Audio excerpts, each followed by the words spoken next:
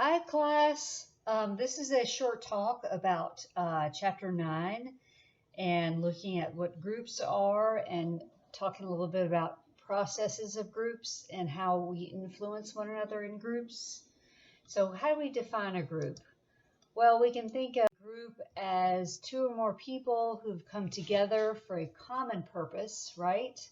They're interacting with each other, and they're interdependent. They need each other in order to fulfill their needs and their goals. They have to rely on each other. So what's key here? What's key is that they're influencing each other. That's what helps make them a group. This interaction, this interdependency, this influence that they have on each other. So there's lots of examples of groups. You could think of Joe Biden's campaign team as a group. You could think of a study group that you're part of as a group. You can think of your family as a group. Maybe the fraternity you're in. You could think of that GSU chapter of that fraternity as a group. You could think of a sports team like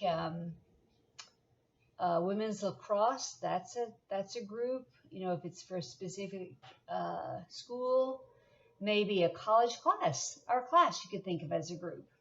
Maybe a church youth group, a board of directors for the Red Cross.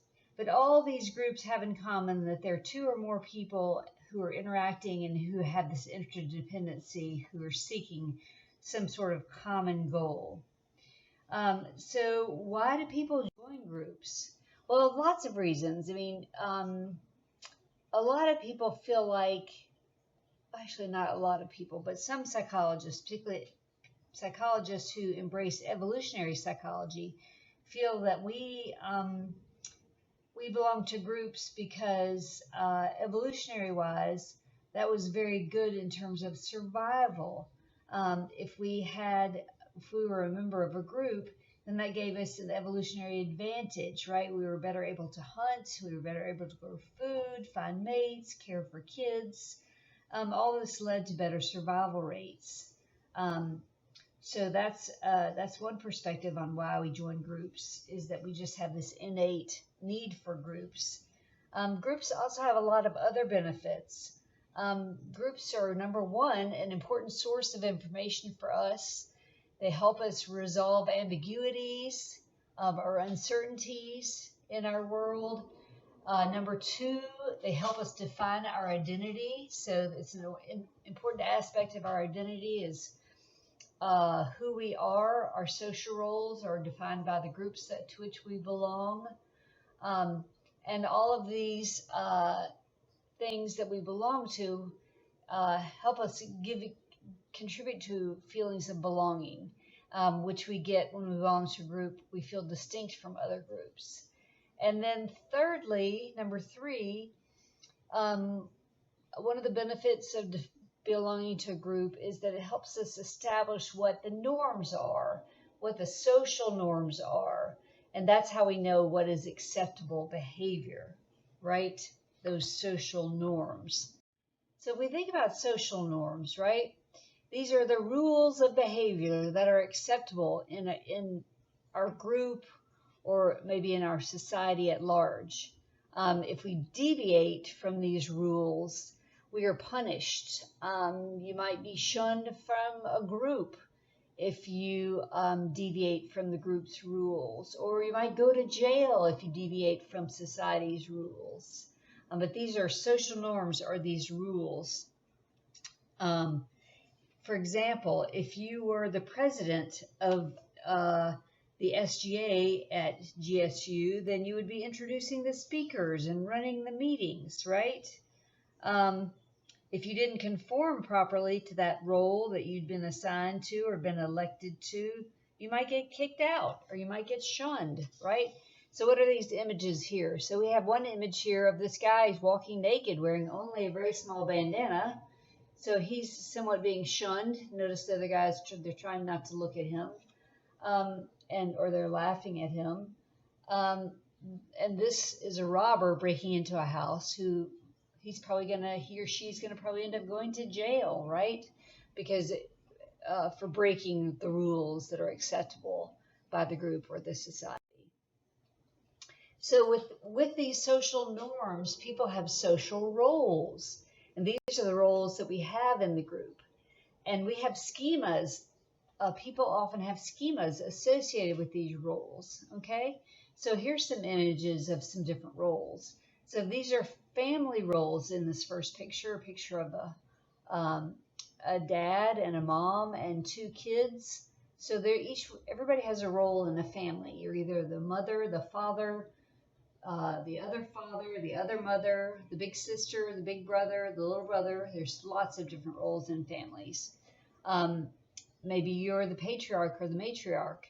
In this lacrosse picture, we have the captains, right? They have a particular social role that they're playing as the captain.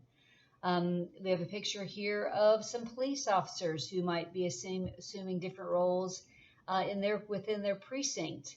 And here is our GSU SGA picture. I don't know if you recognize anybody in here. I don't know how old this picture is, but this is a picture that I found on the web of the GSU SGA. So there's different roles, social roles within the SGA.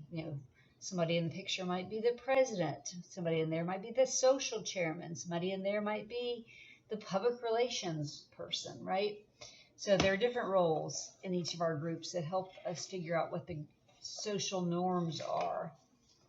All right. Social roles, again, parts we play as members of social groups. Our behaviors change to fit the expectations that we and others have of that role. So there are different social norms for each situation, and roles stem from those norms. This can be problematic, and we know this from research that's done. Why can social roles be problematic? Well, when your personal identity and your sense of decency are lost due to playing a social role that has violent norms, for example, the Stanford Prison Study that we're going to talk about, then the social role that you're playing might squash or make your own personal identity feel lost, right? So let's talk about the Stanford Prison experiment. This was done by a researcher named Philip Zimbardo and his colleagues, and they randomly assigned students to play the role of prisoner or guard in a mock prison. And the students assumed these roles all too well. The Stanford Prison Study was examining the social roles that people assume and how it affects their behavior. Okay, so Zimbardo and his colleagues in 1973 randomly assigned volunteers to play roles for 2 weeks as either a prisoner or a guard.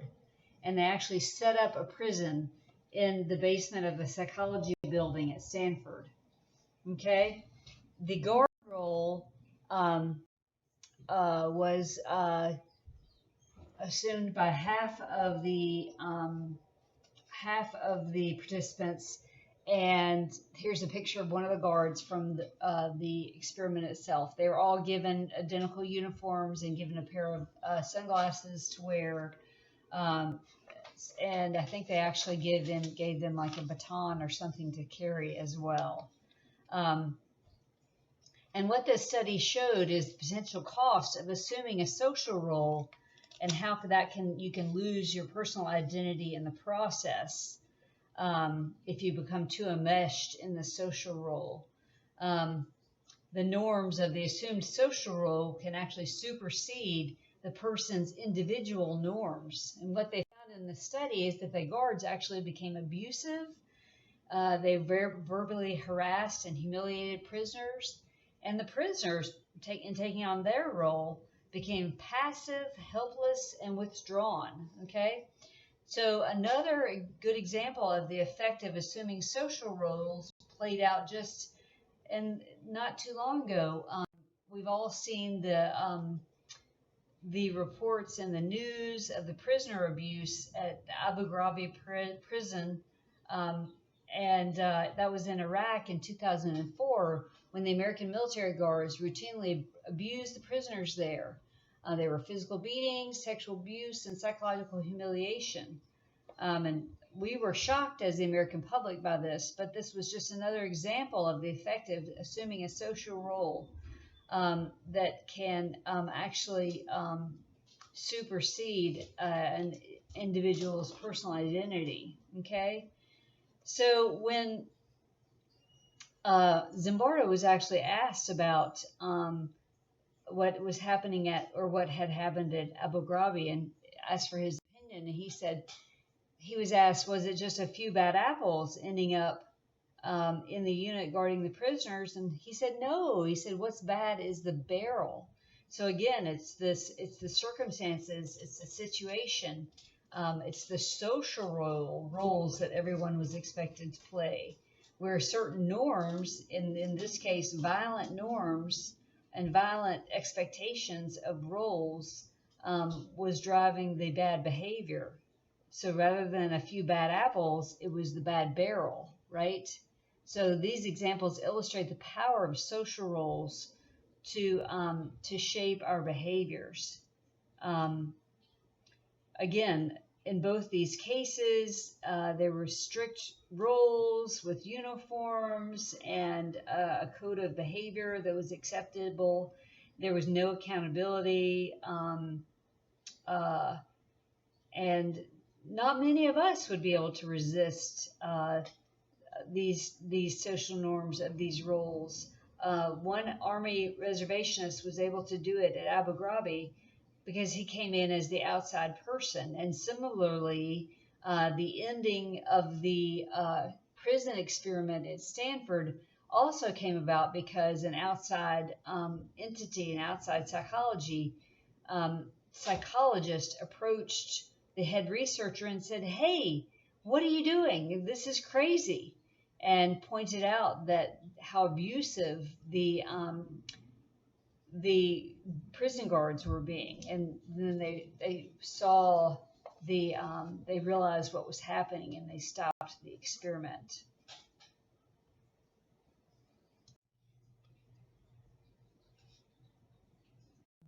Additional roles played out when we think in terms of social roles, and we think in terms of group cohesiveness. Group cohesiveness is another quality of a group that's important to think about. This is how bound together members of groups are, and these are qualities of the group that promote liking between the members of the group. So when the more cohesive a group is, the more they like each other, and the more likely they are to stay together, the more likely the members are to take part in group activities, and they're more likely to try and recruit new like-minded members.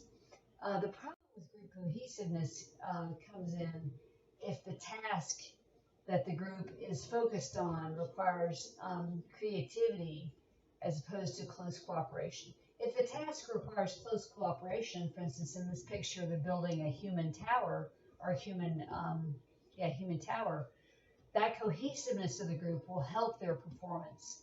But if the task requires creativity or innovation, say you've got a group of engineers who are building a new bridge, then if they're too cohesive, then that can interfere with their optimal performance. And this has been shown with much research that if the task of the group requires a lot of creativity or innovation, if the group is too cohesive, that can interfere with their optimal performance.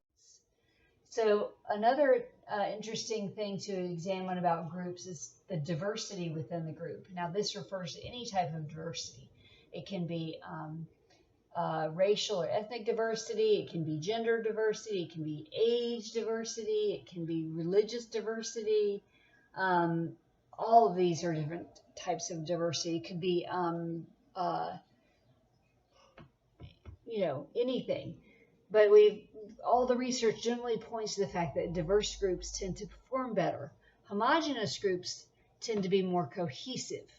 So if you're looking for a performance, for perhaps innovation, then you're going to want greater diversity in your group. If you're looking for greater cohesiveness in your group, then you might want to have a more homogeneous group, right?